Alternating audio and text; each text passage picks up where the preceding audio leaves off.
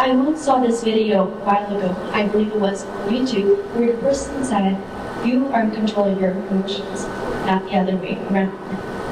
It said that all it takes is for you to stop for a few seconds and think something like, am I going to let whatever's bothering me bother me for the rest of the day?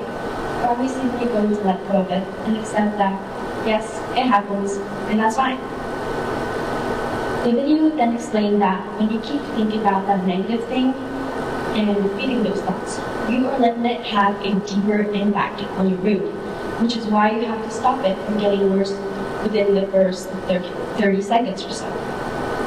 I've tried it before, and I'll admit it was a bit rough because some things can just infuriate you more easily, like maybe a parent reminding you of a chore or schooling you over something small. Anything as simple as that, really. But once I did manage to do it, I realized it really wasn't that big of a deal, and I was glad I didn't let it throw off my mood for the rest of the day.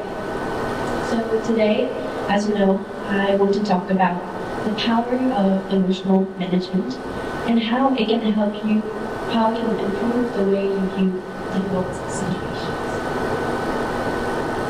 So as humans, it is scientifically proven that we tend to focus on and remember negative things like emotions and experiences more than the positive ones. And that is called negativity bias. Basically, the amygdala, the part of your brain responsible for processing emotions like fear and anger, reacts more strongly to negative stimuli, which also explains why we tend to dwell on things like criticism, insults, or negative experiences more than the positive ones. And specifically for teens, we tend to react more impulsively and sensitively to things because our amygdala is highly active and getting more developed during these teenage years. And according to Bloom Behavioral Health, more than 1 in 5 teens experience a diagnosable mental health disorder. And so they're more likely to be stressed, have anxiety, depression, and so on. And there are many other factors that can contribute to this, but there are also many different ways to address it. Emotional management is proven by the National Institute of Health to be extremely beneficial to our quality of life and reduce the impact of mental illnesses. There are many techniques to practice emotional regulation, which I'm sure you've heard of, like meditating, journaling, or simply talking to someone. And they might feel ineffective at first, but over time they can have a bigger and more positive impact. Like in the video I talked about in the beginning, you can learn to acknowledge and frame your thoughts into your negative thoughts into positive ones. And that is already a technique of emotional regulation called cognitive reappraisal. So let's dive deeper into this thing.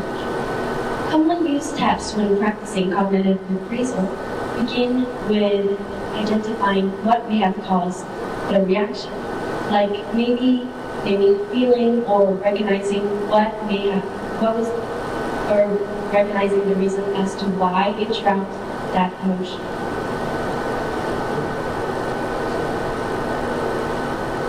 Second, take a different view of the situation by understanding it from a broader perspective. Like maybe you ask yourself how you might view the situation differently in the future. Third, reframe your thoughts and perspective based on your assessment. View it as a learning experience or find the small positive things about the situation to focus on instead of the negative ones. Fourth and last, and probably the most challenging step, is to actually apply it. Use what you assess to form a less impulsive response. And as teenagers, it can be especially hard to practice these techniques and actually stop and reflect, but it's not impossible. Because remember that emotional maturity doesn't just happen with a snap of your fingers. It takes time, and like many things in life, it takes practice. So, emotional management can improve your personal relationships and help you be more perceptive of others. And not because when you learn to manage your emotions, you learn to manage your actions, your thoughts, and your responses. And you're not just helping yourself, you're also helping others by giving different and more positive views on things and providing examples on how to respond in a way that isn't impulsive or volatile. And I'm sure many of you have already tried some technique of emotional regulation before, maybe without you even knowing. But if you think you haven't, maybe give it a try and see how it can help you handle the situation in a more controlled and mature way.